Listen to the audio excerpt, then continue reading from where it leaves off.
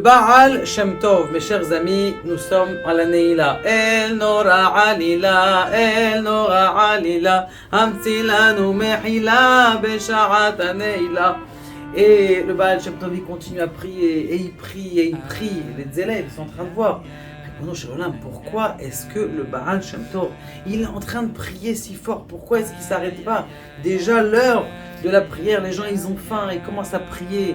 Et quand ils voient que le Baal Shem Tov il continue à prier, ça veut dire forcément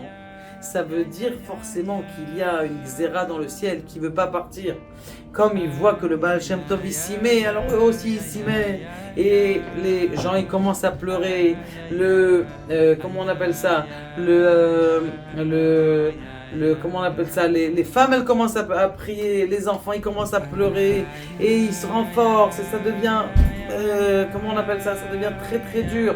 Et quand ça devient très très dur, eh bien ce qui se passe, il y a quelque chose d'extraordinaire qui arrive. Eh bien il y a quelqu'un qui rentre dans la synagogue. Les gens, il est bizarre, il a l'air pas très commode, c'est pas le type qu'on voit tous les jours dans les synagogues. Il arrive dans la synagogue et il s'assoit au fond de la synagogue. Il a l'air habillé comme un... Et il commence à faire comme ça.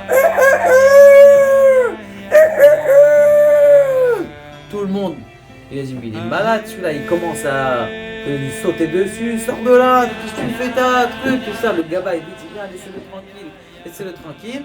Et Baruch Hashem, qu'est-ce qu'on voit que le Baal Shem Tov, il a l'air d'être calme. Il a l'air de se calmer. Keilou, ça y est, la prière, elle est finie. Il a fini le truc, il commence à revivre. Il a fini, il sort heureux. Ils ne comprennent pas, qu'est-ce qui se passe? Comment ça se fait que le type il est rentré, il a fait le coq en plein milieu de la synagogue, Neila, il dit rien, personne ne bronche, qu'est-ce que c'est?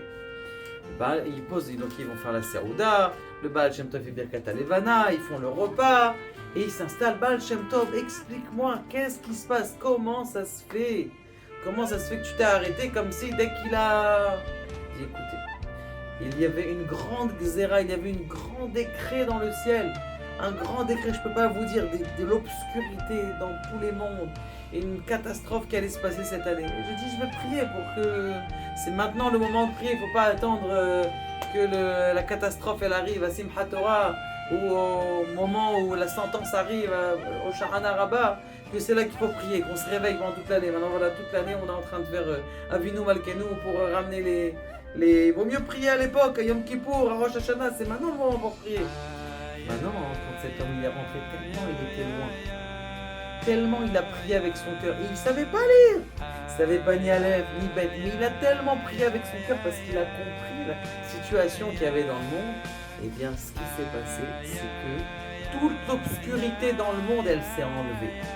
Et toute cette obscurité dans le monde qui s'est partie, eh bien, ça a fait en sorte que le décret, il s'enlève grâce à cette personne-là. Et regardez ce qui a marqué dans les enseignements de Baal Shem Tov, le Hamoud Tefila, c'est-à-dire comment prier. Je vous lis parce qu'il dit comme ça. Amar Adam Sheukore Batora, Veroe Aorot Shelaotiot Batora. Celui que lorsqu'il lit la Torah et qu'il regarde la lumière qu'il y a sur les lettres de la Torah, Afalpi Sheeno, Mevina Taramim Karo, il ne comprend pas. Kevan Sheukore Be'avak, du fait qu'il met tout son cœur avec beaucoup d'amour et avec enthousiasme. Akadosh Baruch Hu, il regarde même pas les lettres. Comme cet enfant-là, il ramène un machal, c'est-à-dire une parabole, comme cet enfant, ton fils, il n'a pas lu, il a dit Aleph, c'est trop mignon, même t'as des fois, juste il t'a souri, regarde le bébé, il a souri, c'est mignon, t'es en train de kiffer, t'adores tout ça.